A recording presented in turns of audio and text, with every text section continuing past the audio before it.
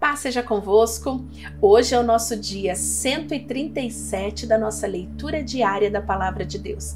É importante sempre lembrar de você compartilhar o nosso vídeo, de você deixar o seu gostei para que a Palavra de Deus ela alcance muito mais pessoas. Quando você diz gostei, você está recomendando para o YouTube que este vídeo é bom e realmente é bom porque é a Palavra do nosso Deus. Então deixa o gostei aí, não esquece, e deixa também o seu comentário, deixa o seu depoimento se você está gostando, se Deus está falando ao teu coração, deixa aí de onde você é, coloque aí no comentário hoje de onde você é, para que nós possamos saber até onde a palavra de Deus está alcançando, tá bom? Hoje nós vamos ler o livro de Esdras, capítulo 3, 4, 5 e 6. Quando chegou o 7º mês e os israelitas já estavam morando nas suas cidades, todo o povo se reuniu em Jerusalém. Então o sacerdote Josué, filho de Josadaque, e os seus companheiros, e outros sacerdotes, e também Zorobabel, filho de Salatiel, e os seus parentes construíram o altar de Deus de Israel para oferecer sobre eles os sacrifícios que manda a lei de Moisés, o homem de Deus. Mesmo tendo medo da gente daquela região, eles construíram de novo o altar no lugar em que ele estava antes. Então começaram a oferecer sacrifícios sobre ele todas as manhãs e todas as tardes.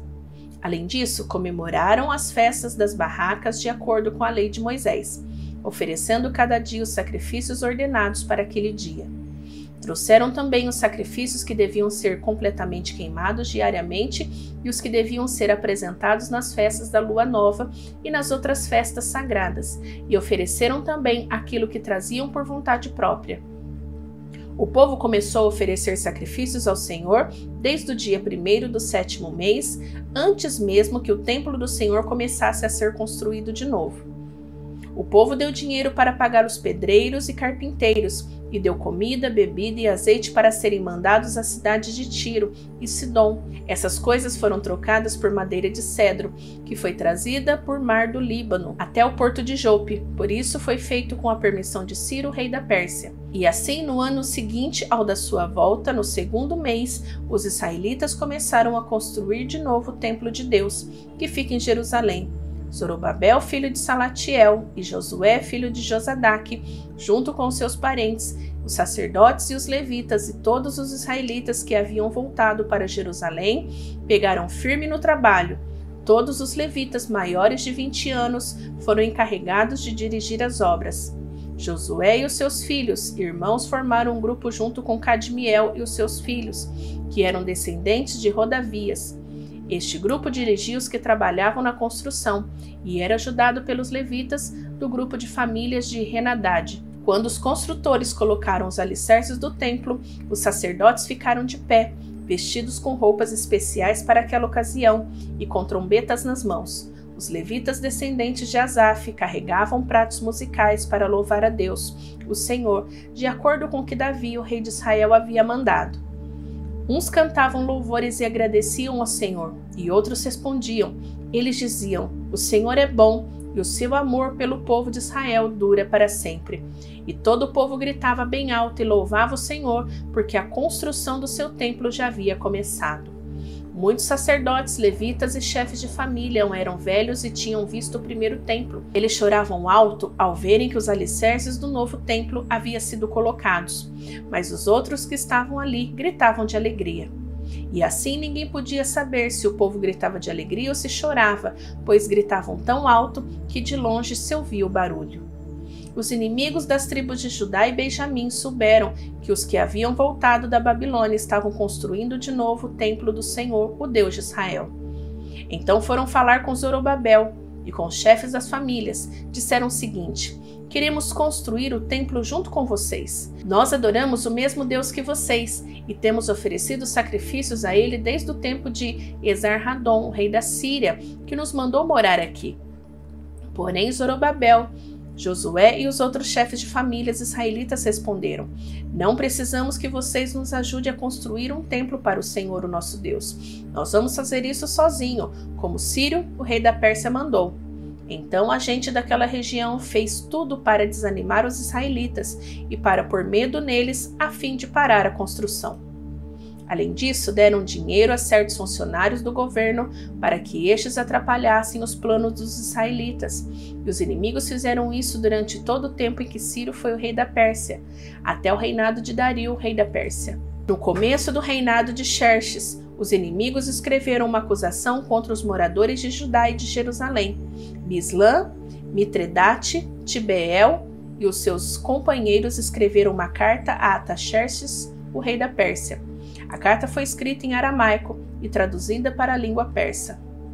Reum, que era governador, e Cisai, o escrivão, também escreveram uma carta ao rei Artaxerxes contra os moradores de Jerusalém. A carta dizia: esta carta é enviada por Reum, o governador, e Cisai, o escrivão, junto com seus companheiros, os juízes e todos os outros funcionários que são naturais de Ereque, da Babilônia e de Susã, da terra de Elão, e junto com os outros povos que o grande e poderoso Assurbanipal tirou dos seus países e levou para morar na cidade de Samaria e o resto da província de Eufrates Oeste. A carta continuava assim: ao rei Artaxerxes e aos seus servidores da província de Eufrates Oeste, escreve o que segue: ó rei, levamos ao seu conhecimento que os judeus que o Senhor mandou para cá chegaram a Jerusalém e estão construindo de novo essa cidade rebelde e má.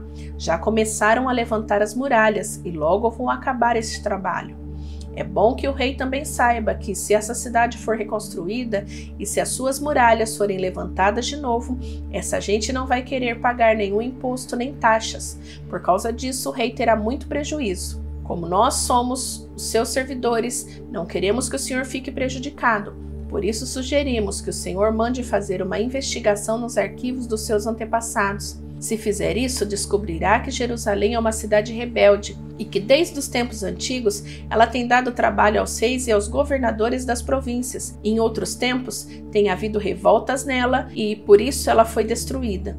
Por isso, ó rei, nós estamos certos de que se a cidade for construída de novo e se as suas muralhas forem consertadas, o Senhor não poderá mais controlar a província de Eufrates Oeste. Então o rei Artaxerxes mandou a seguinte resposta a Reum, o governador, a Cisai, o escrivão, e aos seus companheiros que vivem em Samaria e no resto da província de Eufrates Oeste. Saudações! A carta que vocês mandaram foi traduzida para a língua persa e lida para mim. Então mandei que fizessem uma investigação e descobri que, desde os tempos antigos, Jerusalém tem se revoltado contra a autoridade do rei e que ela sempre estava cheia de rebeldes e de criadores de casos. Reis poderosos reinaram ali e governaram toda a província de Eufrates Oeste, e o povo lhes pagava impostos e taxas. Portanto, deem ordens para que parem as obras. Essa cidade não será construída de novo enquanto eu não mandar. Cumpram essa ordem com todo cuidado para evitar que eu tenha mais prejuízos. A carta do rei Artaxerxes foi lida para Reum, para Cisai e para os seus companheiros. Então todos eles foram imediatamente a Jerusalém e, ameaçando os israelitas com armas, os obrigaram a parar as obras. O trabalho da construção do templo havia sido interrompido e tinha continuado parado até o 2º ano do reinado de Dario, rei da Pérsia. O profeta Ageu e o profeta Zacarias, filho de Ido, começaram a dar aos israelitas que estavam em Judá e em Jerusalém mensagens que haviam recebido do Deus de Israel. Zorobabel, filho de Salatiel, e Josué, filho de Josadaque, ouviram as mensagens. Então começaram a reconstruir o templo de Jerusalém, e os 2 profetas o ajudavam. Quase ao mesmo tempo, Tatenai, o governador da província de Eufrates do Oeste, e Setar-Bozenai e os seus companheiros foram a Jerusalém e perguntaram: quem deu ordem para vocês reconstruírem este templo e consertarem essas muralhas? Eles também perguntaram os nomes dos homens que estavam ajudando a reconstruir o templo. Mas Deus estava protegendo os líderes israelitas e por isso os oficiais persas resolveram não fazer nada enquanto não escrevessem sobre aquele assunto ao rei Dario e recebessem uma resposta. O relatório que Tatenai e Setar-Bozenai e os seus companheiros mandaram ao rei foi este: ao rei Dario, que o Senhor governe em paz. Levamos ao seu conhecimento que fomos à região de Judá e vimos que o templo do grande Deus está sendo construído com enormes blocos de pedras e que as vigas de madeira estão sendo colocadas nas paredes. O trabalho está sendo feito com muito cuidado e a obra está indo depressa. Então nós perguntamos aos líderes do povo quem lhes tinha dado ordem para reconstruir o templo e as muralhas. Também perguntamos os seus nomes, para que pudéssemos informar o Senhor sobre quem são os chefes do trabalho. Eles responderam: nós somos servos do Deus do céu e da terra, e estamos reconstruindo o templo que um grande rei de Israel construiu e terminou há muito tempo. Porém, os nossos antepassados fizeram o Deus do céu ficar irado, e por isso ele deixou que fôssemos conquistados por Nabucodonosor, rei da Babilônia, que era natural de Caldeia. O templo foi destruído e o povo foi levado para a Babilônia. Mas, no primeiro ano do reinado de Ciro, como rei da Babilônia, ele mandou que o templo fosse reconstruído. Também devolveu as vasilhas de ouro e de prata que o rei Nabucodonosor havia tirado do templo de Jerusalém e colocado no templo da Babilônia. O rei Ciro devolveu essas vasilhas a um homem chamado Sesbazar, que ele havia nomeado governador de Judá. O rei mandou que Sesbazar as levasse de volta para o templo de Jerusalém. Mandou também que reconstruísse o templo no mesmo lugar do primeiro. Então Sesbazar veio e colocou os alicerces do templo. A construção continuou desde aquela época até agora, mas ainda não terminou. Portanto, se isso lhes agradar, ó rei, mande agora dar uma busca nos arquivos reais da Babilônia, para saber se o rei Ciro deu ou não ordem para que este templo fosse reconstruído em Jerusalém. Depois nos informe o que o Senhor quer que eu faça a respeito desse assunto. Então o rei Dario mandou que dessem uma busca nos arquivos reais da Babilônia, onde eram guardados os documentos. E na cidade de Ecbatana, na província da Média, foi encontrado o documento. Nele estava escrito o seguinte: no primeiro ano do seu reinado, o rei Ciro deu ordem para que o templo de Jerusalém fosse reconstruído, a fim de ser o lugar onde o povo apresentasse sacrifícios e ofertas a serem completamente queimadas. O templo deverá medir 27 metros de altura por 27 metros de largura. As paredes deverão ser feitas com uma carreira de madeira em cima de cada 3 carreiras de pedra. Todas as despesas serão pagas pelo governo. Além disso, todos os objetos de prata e de ouro que o rei Nabucodonosor tirou do templo de Jerusalém e trouxe para a Babilônia serão devolvidos, cada um para o seu próprio lugar no templo de Jerusalém. Então o rei Dario mandou a seguinte resposta: são essas ordens do rei Dario para Tetenai, governador da província do Eufrates Oeste, para Setar-Bozenai e para os seus companheiros oficiais da província do Eufrates Oeste. Afastem-se do templo e não proíbam a sua construção. Deixe que o governador de Judá e os líderes israelitas reconstruam o templo de Deus no lugar onde ficava o que foi destruído. Por meio dessa carta, ordeno que vocês os ajudem na construção. As despesas serão pagas imediatamente para que a obra não pare.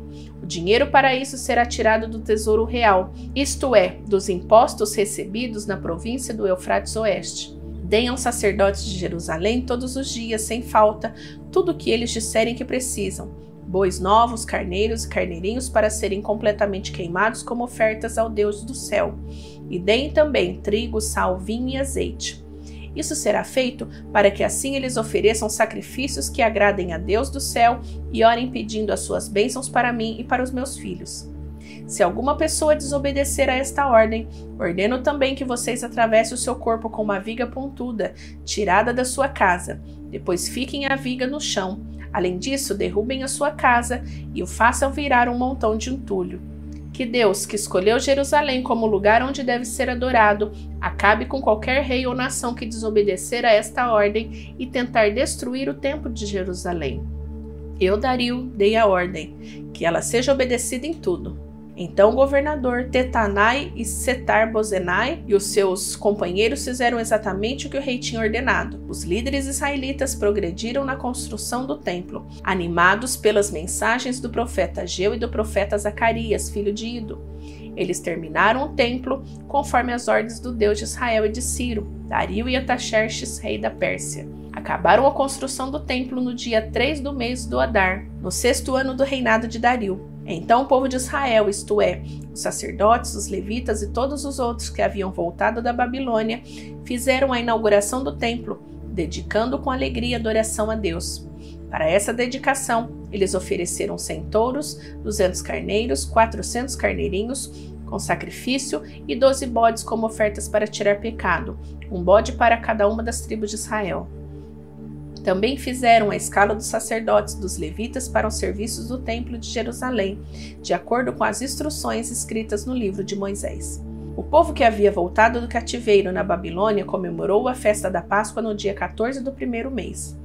Todos os sacerdotes e levitas tinham se purificado e estavam puros. Eles mataram os animais para os sacrifícios da Páscoa, em favor de todas as pessoas que haviam voltado, em favor de seus colegas sacerdotes e também em favor de si mesmos. Todos os israelitas que haviam voltado da Babilônia comeram da carne dos sacrifícios, e todos aqueles que haviam abandonado os costumes pagãos dos povos da terra de Canaã e tinham passado a adorar o Senhor, o Deus de Israel, também comeram. Durante 7 dias eles comemoraram alegremente a festa dos pães sem fermento. Estavam muito contentes, porque o Senhor havia feito o rei da Síria ficar a favor deles, ajudando-os no trabalho da reconstrução do templo. Terminamos a leitura de hoje e eu vou te esperar amanhã. Não esquece de curtir e compartilhar este vídeo. Beijo, que Deus te abençoe. Tchau, tchau!